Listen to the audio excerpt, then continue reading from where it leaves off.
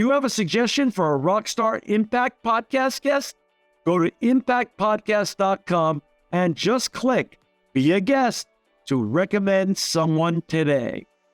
This edition of the Impact Podcast is brought to you by ERI. ERI has a mission to protect people, the planet, and your privacy, and is the largest fully integrated IT and electronics asset disposition provider and cybersecurity-focused hardware destruction company in the United States, and maybe even the world. For more information on how ERI can help your business properly dispose of outdated electronic hardware devices, please visit eridirect.com. This episode of the Impact Podcast is brought to you by Closed Loop Partners.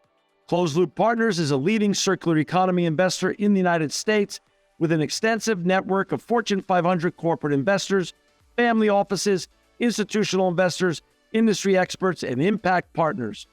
Closed Loop's platform spans the arc of capital from venture capital to private equity, bridging gaps and fostering synergies to scale the circular economy.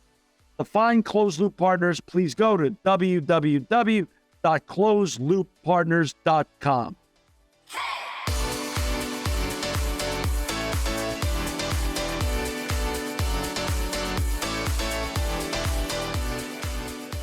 Welcome to another edition of the Impact Podcast. This is a really special edition.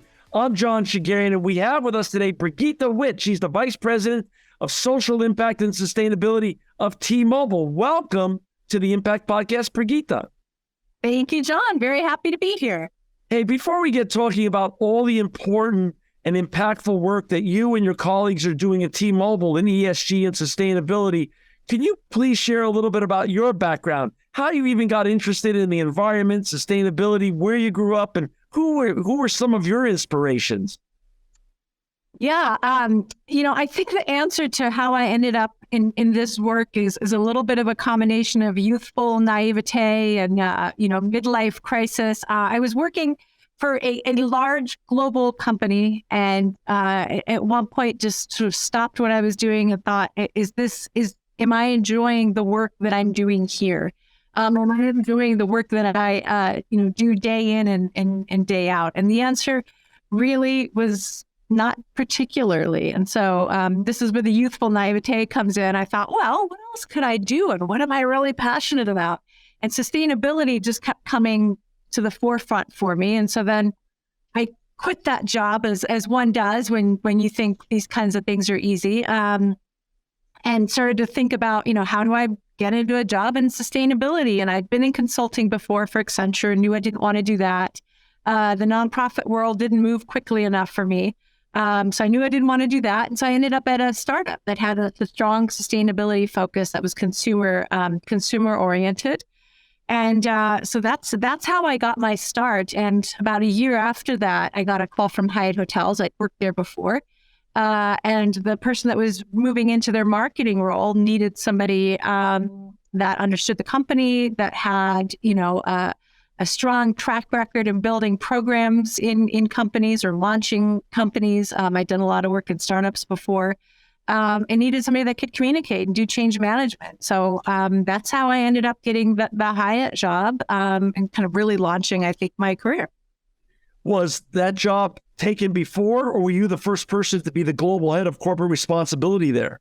I was the first person.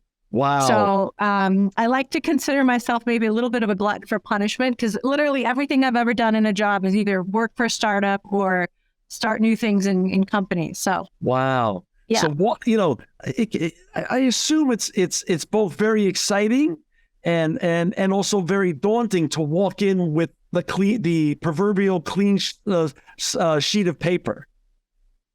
It is, but if there's nothing, if you're kind of building from nothing, then anything you build is usually pretty good. But it was an interesting time because it was right before the big recession hit in 2008 that I started there, and so I think we really had to change and adapt our approach because the industry was so deeply impacted. But really, I think one of our biggest focuses at Hyatt was to engage the 80,000 people that were at Hyatt at the time globally around sustainability. And so while it ended up being a tough economic situation for the majority of the world, it did allow us to really focus inwardly on the work we were doing, which was really, I think, a critical place to start when you're looking at a global company with a really complex sustainability footprint. So then in 2018 or so, you made the big jump from Hyatt over to T-Mobile. That's right. I took a year off in between. And what did you do? Anything fun, or was there anything did you have a bucket list that you went and attacked? I got to be a mom, full time, and that was on my bucket list. That's great. I have a 9-year-old son, and then we spent 2.5 months in Italy, which was really nice over the summer. You don't really get a chance to do that, and just got to relax a little bit and spend some time with the family. So good for you. Yeah. Good for you. And then, did you know where you were going to go before you took that little break, or that was an unknown?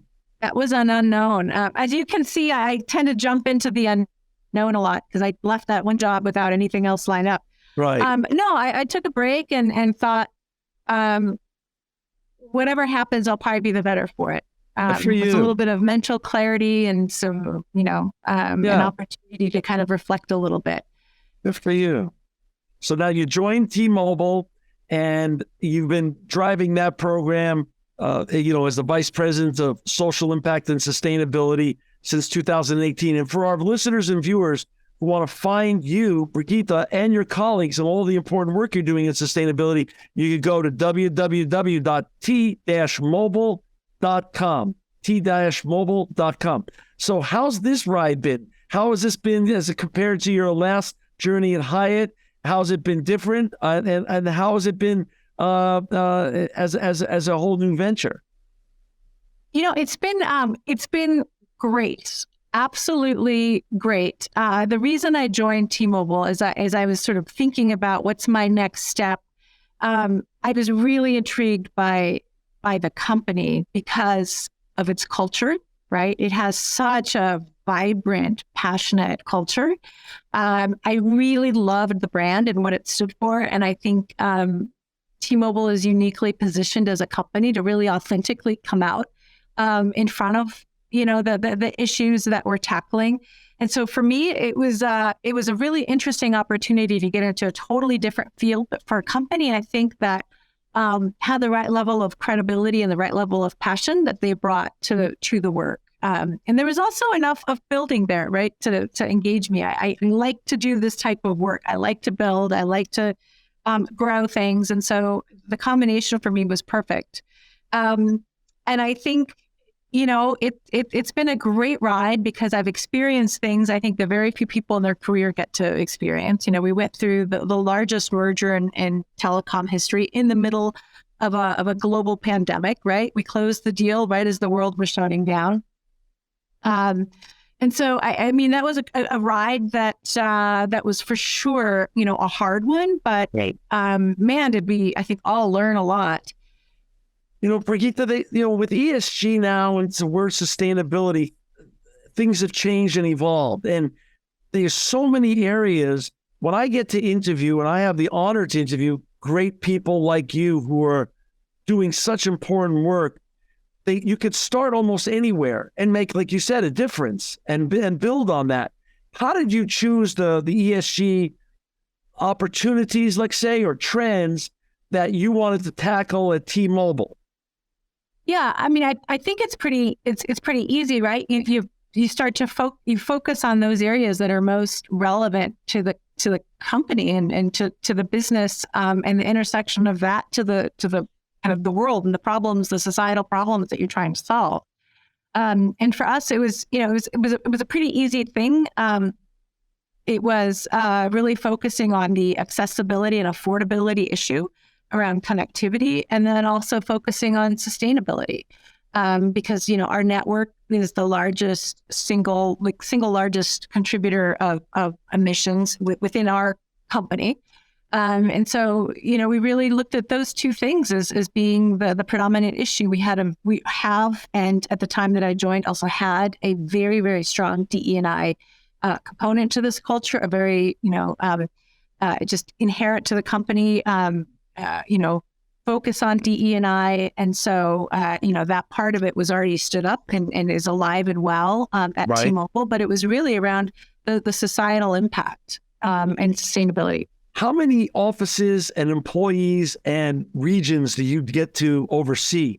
How big is T-Mobile for our listeners and viewers who don't understand clearly the size and scope of your wonderful enterprise? Yeah, so we are a U.S.-based company. So we have about 70,000 roughly employees around the country and in Puerto Rico. That's our footprint. Right. And I always like to say that this is probably the most passionate group of employees in the most passionate company that I've ever worked for. It's pretty amazing. That's great. And how many offices are there, or how many real pieces of real estate that are part of, that roll up underneath you in terms of ESG and sustainability and impact? Yeah. So they don't technically roll up to me. We've got facilities teams that manage that I work with very closely, right? So I'm kind of like the center, if you will, the hub of a spoke, and I work with all of our other teams across the enterprise, be it HR, be it our procurement teams, facility teams, our marketing teams, to further the commitments that we've made as a company. Got it. And, so now you're in an industry that's different. I mean, size is, similar to Hyatt, but now you're in an industry that's different, the telecom industry. How do you benchmark yourself against your competitors, and where are you in the great ESG sustainability impact race right now versus your other competitors? Well, John, eating.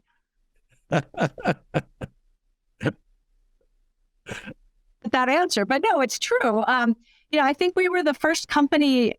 We were the first company to put forth science-based targets to commit to being powered by 100% renewable electricity. We achieved both of those goals end of last year. Wow. Or middle of last year, rather. Sorry. And then we were also the first company to commit to being net zero. And we announced that end of last year, net zero across all three scopes. So that is for sure industry leading, and it's a commitment that we're very proud of.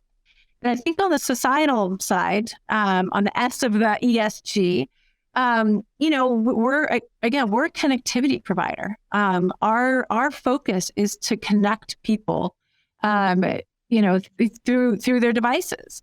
And for us, the fact that there are so many people in this country who either don't have access because of affordability issues or accessibility issues is a huge concern, right? The UN a few years back considered connectivity a human right because it plays such an essential role in everybody's lives. And unless you make the conscious decision not to be connected, which very few people do, you're pretty much at a significant disadvantage. And so as a company, we've really put our foot forward in a big way there.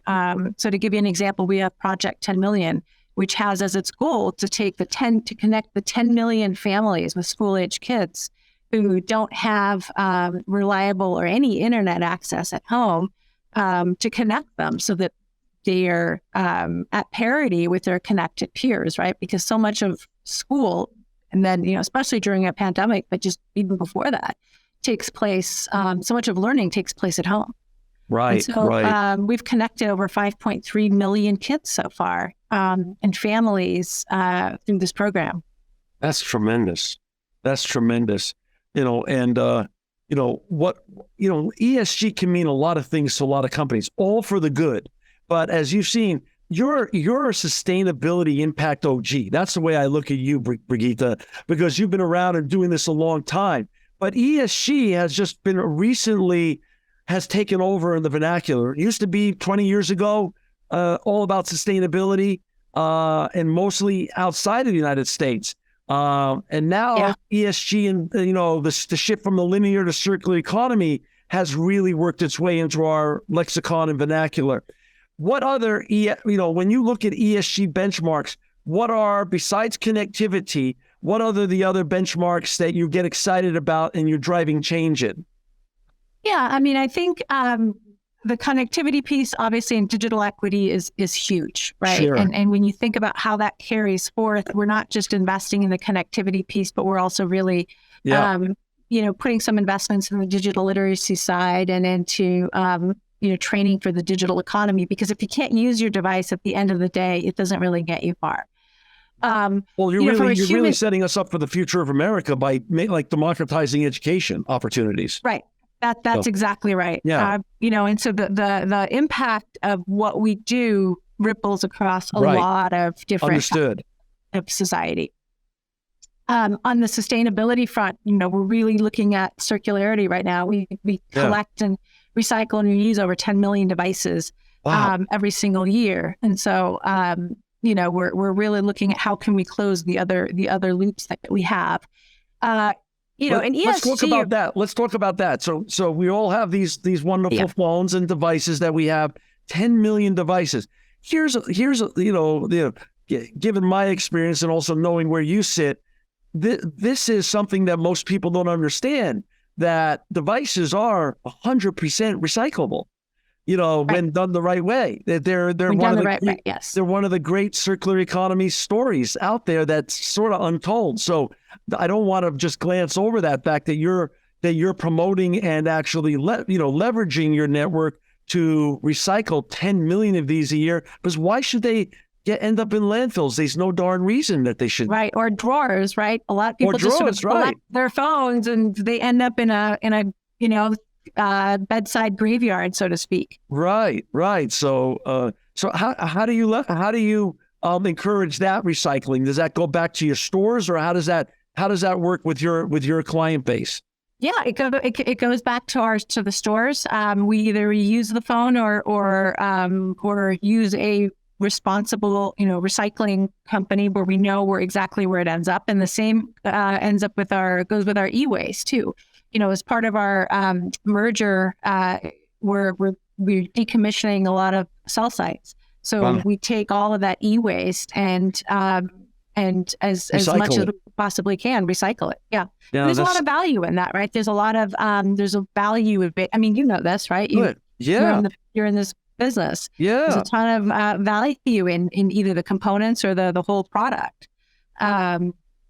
That's so fascinating. It's just so funny how the important role that you hold has merged with not only sustainability and circular economy, but ESG, inclusivity, diversity, and social equity. I mean, it's fascinating. It's a much bigger role than I could have ever imagined 20 years ago. But the importance of it. How many people do you have on your team, or how many ambassadors? Messaging in a group of 70,000 people who are, as you say, very committed and excited about what you're doing. How do you continue to share the messaging and get more and more people involved and bought into all the great work you're doing at T-Mobile? I think there's so much hunger for it right now because we're coming out of this pandemic where people couldn't engage on these topics in a meaningful way other than maybe to read about them. And so one example of how we're engaging our workforce across the entire country in April is we're doing a global month of giving, where employees across the company can show up, give back to their communities. We have a matching gift program that's matching that's double matching any volunteer hours. We're doing a lot of information sessions for employees, putting on a lot of great volunteer events for them personally, within our building. So that's one way that we're really starting to engage our employee population to say, when you work at T-Mobile, you have the opportunity to engage in the things that we care about. Sustainability is going to become another one of those topics, right, that we really start to lean into and have our employees, be a part of our solution, if you will, right? The more people understand and know about the work that we're doing and how they themselves can make a difference, either in their communities or at home, then we're just really having a multiplier effect, right? That's so exciting. Yeah. So, and for those listeners and viewers who've just joined us, we've got Brigitta Witt with us. She's the Vice President of Social Impact and Sustainability at T-Mobile. To find Brigitta and her colleagues and their corporate responsibility report, please go to www.t-mobile, and mobile spelled with an E at the end, .com, t-mobile.com. Brigitta, you mentioned earlier the net zero announcement you made. What year are you aiming to get net zero by in all three scopes? 2040. We have an interim 2030 target. Got it. And also, you recently signed the climate pledge as well. Talk a bit about why is that important? I think Amazon has done such a phenomenal job as a company in really leveraging their size and their scale to drive positive change, right? I mean, it's like a Walmart, or when a Walmart makes a change, it's the ripple effect. I think Amazon is equal in terms of the many different industries and facets it touches. And so we really like the idea of aligning around climate change with a group of like-minded companies. Right. All of them either, committed to the same level of engagement and leadership as T-Mobile is. And so for us, it gives us, I think, a valuable network of peers, but also a network of peers that are willing to put their kind of their brand out there and their actions out there to fight for, a topic that's incredibly relevant and important today. I agree with you. You're in a great company. Amazon's doing great work. I think they're just wonderful in terms of their sustainability and their impact work and things of that such. And it's a great company to be in. I mentioned a corporate responsibility report a little while back. What month of the year does that come out, and what does that publish? And what can our listeners and viewers expect to read and see in the upcoming corporate responsibility report? Yeah, I mean, we're when you talk about you asked me before, how do you engage with people across the company? Yeah. Well, we have over 200 people that contribute in one way or another to the publication of this report. It's a massive commitment that we make. And I think what I'm most proud of about our report is that it is uniquely T-Mobile, right? This one will be uniquely T-Mobile. The past reports have been, loud in terms of the colors, where it's magenta everywhere. We lead with our people, which are arguably our most important asset. And so I think you can expect a lot more of that. We'll talk about sustainability. We're really going to go a lot more into our human capital practices, talk more about our focus on accessibility and affordability and the great programs that we're putting in place there. So it's a lot of fun. It's a ton of work, but I think I love the unique T-Mobile perspective we bring to our reporting. And what a collaborative approach! 200 people working on it. That's like you say, a very serious undertaking. Yeah. I don't want to glance over the net zero commitment either. How level of difficulty in all three scopes to get to net zero? What's your feeling on level of difficulty on achieving net zero by 2040? I think it's really hard, especially when you consider that about 70% of our emissions is scope 3. All right, so we have to work with our whole network, predominantly of suppliers out there, to achieve the goal. But I think we believe that if there's no goal worth setting if it's not a high one, right? And if it doesn't set us apart and help us to really define and lead the industry in our approach. So we've set ourselves a tall order, but we're really committed to it. The fact that we're 100% renewable energy already gets us far in our goal. But the biggest piece is our supply base. And I think the good news is that companies around the world understand the role that they have to play in sustainability. And I think the conversations aren't going to be what they would have been 20 years ago. That's exciting. That's really exciting. I also don't want to glance over the fact that Just Capital ranked T-Mobile number 20 on its 2023 rankings of America's most just companies, including number 1 in the telecommunications industry for environment and ongoing progress for your commitment to driving responsible business practices. Talk a little bit about that kind of award, that kind of recognition, and how proud you are of something like that, why it means what it really means. Yeah, I think we jumped, I forget now, I want to say 80 spots or something in the rankings. And I think for us, it really demonstrates that we're starting to mature in our programs as a company. And mature, I mean that in a good way, right? Where we're ready to talk about them, where we not only talk about them, but we have proof of the work that we're doing. We've got a footprint that we can point to and progress that we can point to. And so for us, I think it's a recognition of that work. But I think equally as important, I think it's a recognition that what we're doing is important to us as a brand and that it resonates with our customers, right? I think it really helps to answer that question, well, why are you doing this? Other than the fact that, for the right reasons, and it's a good thing to do, it's really, really important to our brand and to our customers.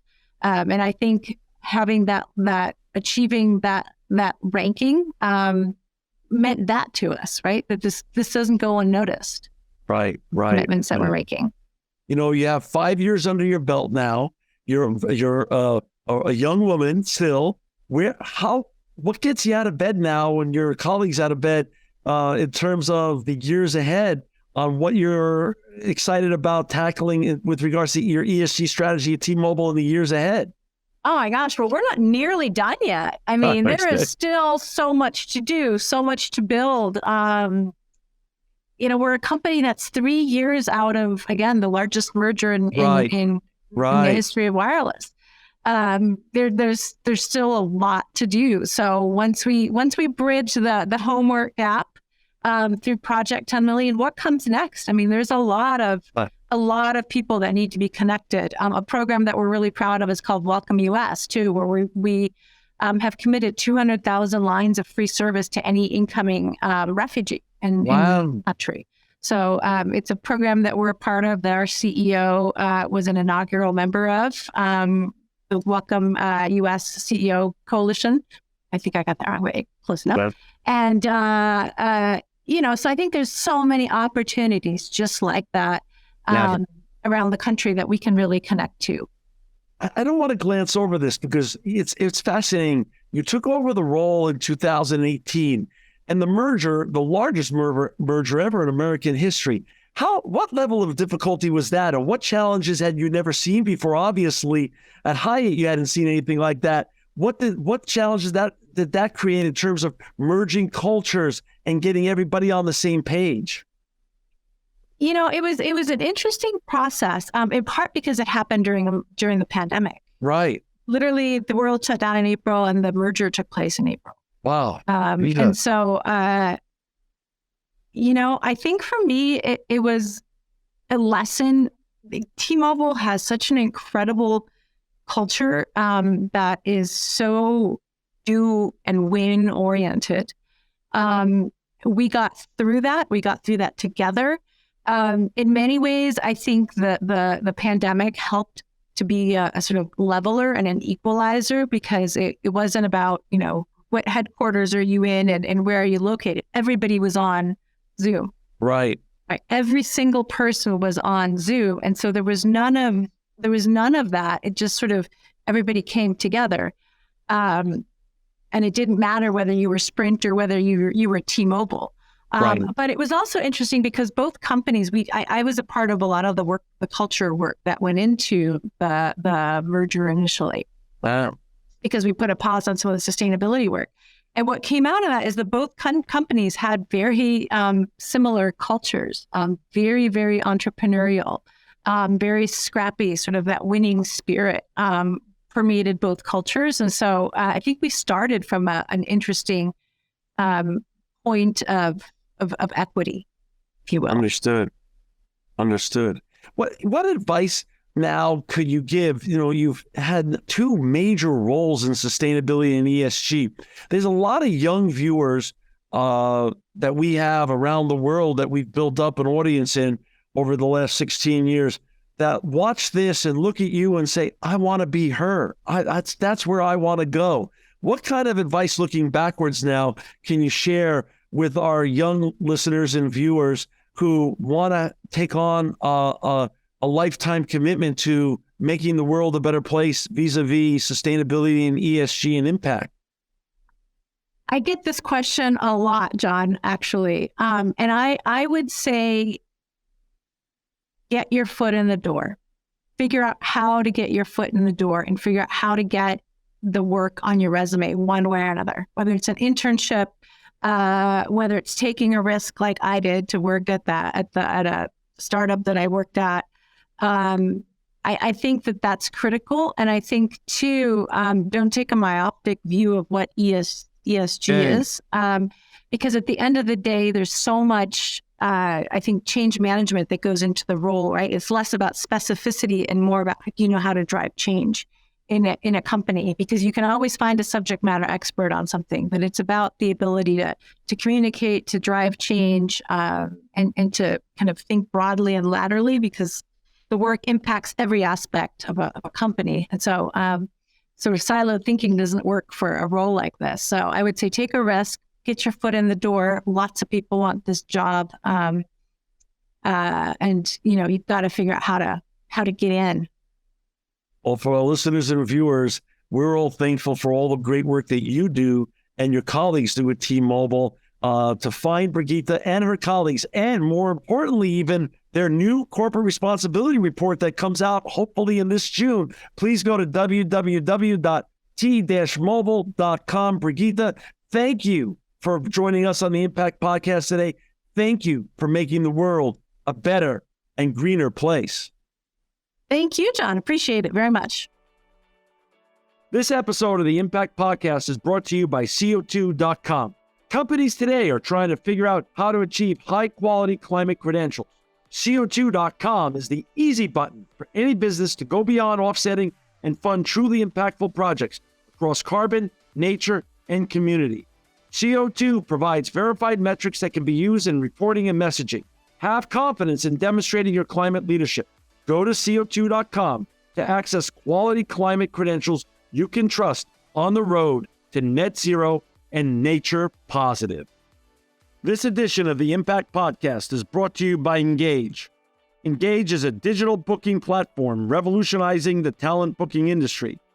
With thousands of athletes, celebrities, entrepreneurs, and business leaders, Engage is the go-to spot for booking talent, for speeches, custom experiences, live streams, and much more.